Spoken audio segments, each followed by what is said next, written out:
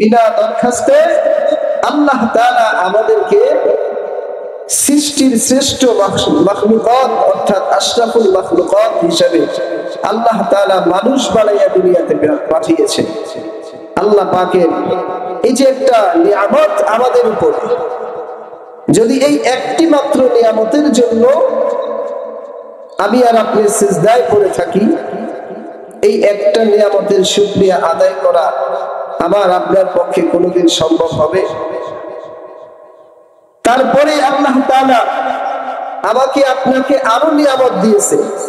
কি নিয়ামত? যে ঈমানের মতো দৌলত দিয়েছে। বলুন আলহামদুলিল্লাহ।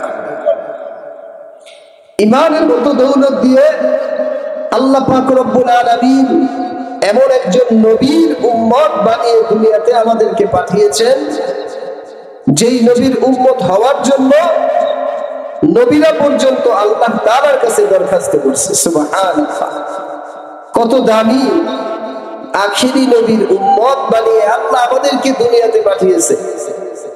অথচ নবীরা এই নবীর উম্মত হওয়ার জন্য আল্লাহ তাআলার কাছে দরখাস্ত করছে, আল্লাহ নবী না বানাইয়া তুমি শেষ নবীর উম্মত বানাইয়া দুনিয়াতে পাঠাইবে।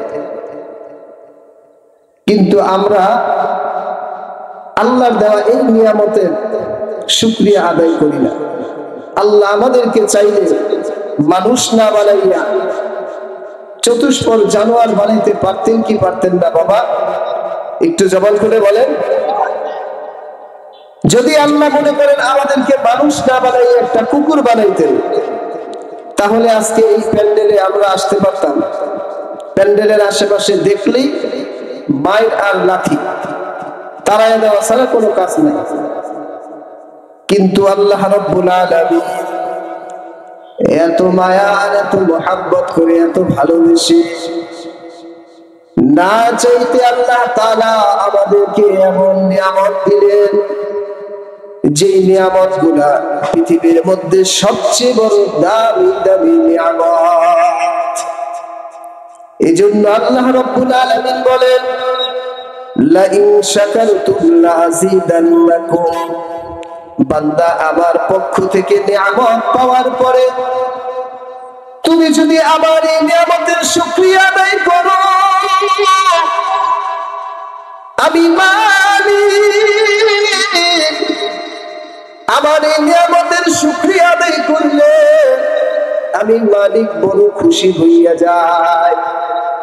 আমি আমার ফেরেশতাদের সাথে গর্ব করতে থাকি আর আলোচনা করি, ও ফেরেশতারা, এই মানুষদেরকে বানাইতে দুনিয়ার বুকে নিষেধ করেছিলাম, কিন্তু আমি আল্লাহ তোমাদের নিষেধ শুনি নাই। আমি বড় মায়া করে, বড় দয়া করে, বড় মোহাব্বত করিয়া পৃথিবীর মধ্যে সবচেয়ে সুন্দর ওয়াবায়াত দিয়ে আমি মানুষ, আল্লাহ বলেন আমি মানুষ বানাইছি।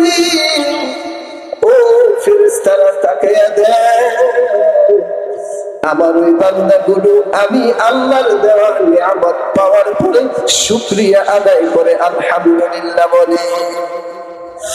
ও ফেরেশতারা তোরা সাক্ষী থাক, আমি মালিক, আমার এই বান্দাদের নিয়ামত গুলোকে আমি আল্লাহ খুশি হয়ে আরো বাড়াইয়া দিই। বলেন না সুবহানাল্লাহ।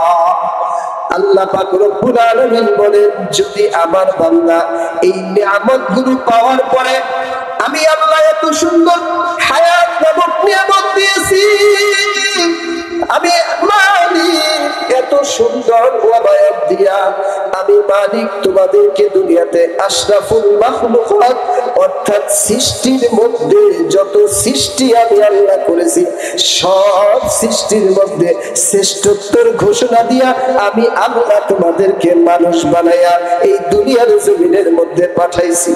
ও বান্দা বান্দীরা, আমি মালিক এত খুশি হয়ে তোমাদেরকে মানুষ হিসাবে এই দুনিয়ার জমিনের মধ্যে পাঠাইয়া দিলাম রে বান্দা বান্দি। আমি আল্লাহ তারপরে তোমাদেরকে কত নিয়ামতের মধ্যে ডুবাইয়া রাখছি। আবার এই নিয়ামত গুলো খাওয়ার পর আমি আল্লাহর দেওয়া এতগুলো নিয়ামত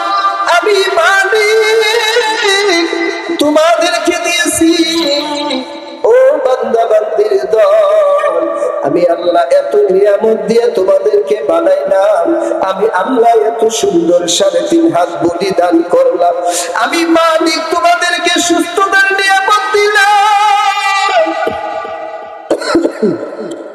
এই মুহূর্তে এই সময় আমাদের আশেপাশে ক্লিনিক গুলার মধ্যে, হসপিটাল গুলার মধ্যে, শিবচর পাঁচচর বাজারের বড় বড় ক্লিনিক গুলার মধ্যে আমার মতো আপনার মতো মানুষ অসুস্থ হয়ে বিছানায় আছে না নাই? কি বলেন আছে?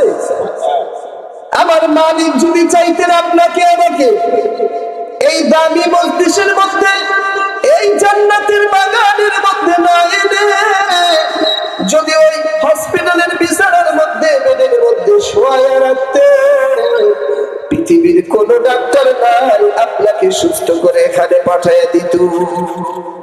কি বলেন, পারত?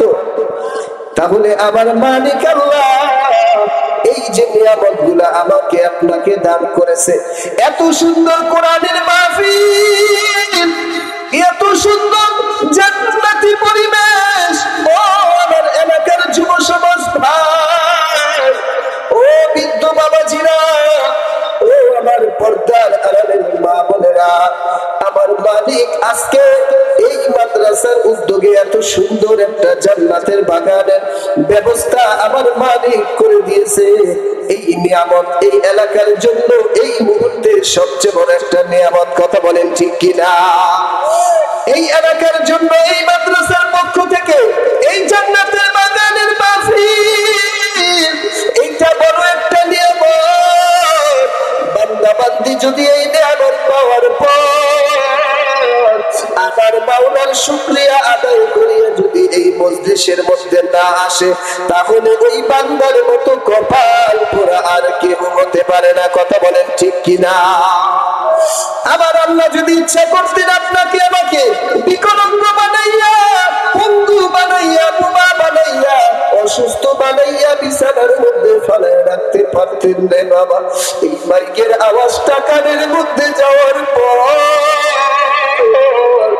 মনের মধ্যে যদি ইচ্ছা জাগ্রত হইত, আহারে আমি যদি ওই মাহফিল ময়দানে যাইতে পারতাম, ওই কোরআনের মজলিসের মধ্যে গিয়ে যদি বসতে পারতাম, আমি সুন্দর সুন্দর আলোচনা শুনতে পারতাম। কিন্তু আজকে আমি অসুস্থতার কারণে, ব্যস্ততার কারণে, আমার বিকলাঙ্গ হয়ে যাওয়ার কারণে, অন্ধ হওয়ার কারণে আমি আজকে ওই ময়দানে যাইতে পারলাম না। ওই আমার পর্দারের মা বোনেরা, ও আমার এলাকার যুবক ভাই, ও বৃদ্ধ বাবাজিরা, এই জান্নাতের বাগানের কত দাম, কত দাম। মায়ার নবী আমার বলেন, এই ময়দানের মধ্যে যারা আসলো আর যারা বসলো, আল্লাহ রাব্বুল আলামিন উভয়ের জীবনের সব গুনাহগুলো মাফ করে দেয়। দুনিয়ায় এমন কোন মজলিস নাই, এমন কোন বাগান নাই, এমন কোন প্যান্ডেল নাই যে প্যান্ডেলের নিচে বসলে আবার আপনার জিন্দেগির সব গুনাহ মাফ হয়ে যাবে। আসেনি রে বাবা? না না না, একমাত্র কোরআনের ময়দান, যে ময়দানের মধ্যে বান্দা বসলে আবার আল্লাহ বলে ওই বান্দার উপরে আমি আল্লাহ সাকিনা অর্থাৎ রহমত নাজিল করি। এই দামি মজলিসের মধ্যে আমরা বসতে চাই না, আসতে চাই না। আচ্ছা, এই মজলিসের মধ্যে যে কয়জন লোক আমরা বসছি, এর থেকে বাহিরে লোক কম না বেশি? কে বলেন, কম না বেশি? অনেক বেশি, দ্বিগুণ তিনগুণ বেশি। তারাও আপনার আমার মতো মানুষ, কিন্তু আল্লাহ তাআলা সবাইরে এই ময়দানে নিয়ে আসবে না। এটাও একটা বিষয়, সবাই আসতে পারবে না। আল্লাহ যদি কবুল না করে তাহলে এই ময়দানে আসা সম্ভব না। সম্মানিত হাজিরিন, আমি আল্লাহ রাব্বুল আলামিনের মহাগ্রন্থ আল কোরআন থেকে একখানা ছোট্ট আয়াতে কারিমা তেলাওয়াত করেছি। বিশ্বনবী, মহানবী, শ্রেষ্ঠ নবী, আখিরি নবী, দুজাহানের বাদশা নবী, রাহমাতুল লিল আলামিনের অসংখ্য অগণিত অমীয় বাণী হাদিসের পাক থেকে এক টুকরা হাদিস পড়েছি।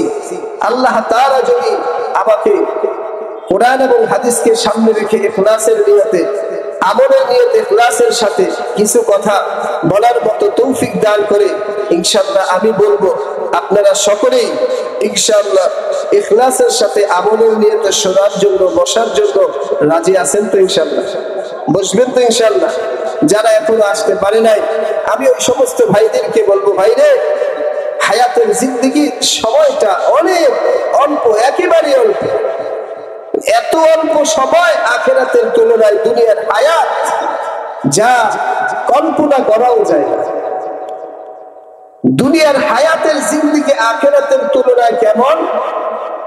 যেমন হাসরের ময়দানে বান্দা আল্লাহ তাআলার সামনে বিচার আচারের জন্য, ফয়সালার জন্য দাঁড়ায়া থাকবে। একদিন, 2 দিন, 1 বছর, 2 বছর নয়, 50,000 বছর। 50,000 সানা। কয় বছর? 50,000 বছর। আর দুনিয়ার এই 50,000 বছরের মতো না। মানে দুনিয়ার এই জিন্দেগি আর আখিরাতের জিন্দেগি অনেক পার্থক্য। এজন্য আল্লাহ আমাদেরকে যে একটা হায়াত দিয়েছে, সময় দিয়েছে, এই সময়টা আল্লাহ তাআলা কিয়ামতের ময়দানে আমার আপনার জীবনের সময়ের হিসাব নিবে কি নিবে না? কি বলেন, নিবে কি নিবে না? প্রত্যেকটা মানুষের জীবনে 3টা কাল, একটা হলো শিশুকাল, একটা হলো যৌবনকাল, আর একটা হলো কি বৃদ্ধকাল। এই 3টা কালের হিসাব আল্লাহ তাআলা নিবে। আল্লাহ পাক রব্বুল আলামিনের মহাগ্রন্থ আল কোরআনের এমন একটি আয়াত তেলাওয়াত করেছি। এই যে মাদ্রাসা, মহিলা মাদ্রাসা, এই মাদ্রাসা হলো কোরআন শিখানো, হাদিস শিখানো, দ্বীন শিখানোর একটা কারখানা। কথা বলেন ঠিক কিনা? এটা হলো নবীর ঘর, আর মসজিদ হলো কার ঘর? কি আপনারা আমার কথা বুঝেন না? আমি তো আপনাদের এলাকারই পার্শ্ববর্তী শরীয়তপুরের মানুষ, আমি তো আর ইংরেজি বলি না, বাংলায় বলতেছি। আল্লাহ তাআলার ঘর যেটা, সেটা হলো বাইতুল্লাহ। কার ঘর? কার ঘর? আল্লাহ পাকের ঘর।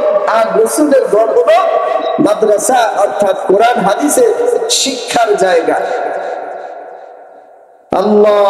আল্লাহ তাআলা আমার আপনার পৃথিবীর বুকে আল্লাহকে চেনার জন্য, দ্বীনের উপরে চলার জন্য, আল্লাহ তাআলার ভালোবাসা অর্জন করার জন্য আল্লাহ পাক রব্বুল আলামিন আমার আপনার রাসূলের জন্মের আগে এমন একটি যুগ আমাদের মাঝ থেকে চলে গেছে যে আল্লাহ রাসূলের জন্মের অর্থাৎ 1550 বছর আগে একটা যুগ ছিল মক্কার জমিনের মধ্যে, যে যুগটাকে অন্ধকারের যুগ বলা হইতো, আইয়ামি জাহিলিয়াতের যুগ বলা হইতো। বলে সেই যুগের মধ্যে মানুষগুলো আমার আপনার মতো মানুষ ছিল, হাত পাও নাক কান সব দিক দিয়া আমার আপনার মতো মানুষ ছিল, কিন্তু মনুষ্যত্ববোধ ছিল না। কথা বলেন ঠিক কিনা? তারা মানুষ ছিল ঠিক, কিন্তু তাদের মধ্যে মনুষ্যত্ব ছিল না। আল্লাহ পাক রব্বুল আলামিন ওই অন্ধকার যুগের মধ্যে আল্লাহ তাআলা আখিরি নবীকে দুনিয়াতে পাঠিয়ে দিলেন। আর ওই নবীর উপরে আল্লাহ পাক একটি কিতাব নাজিল করলেন, তার নাম হলো আল কোরআন। তার নাম কি? আল কোরআন।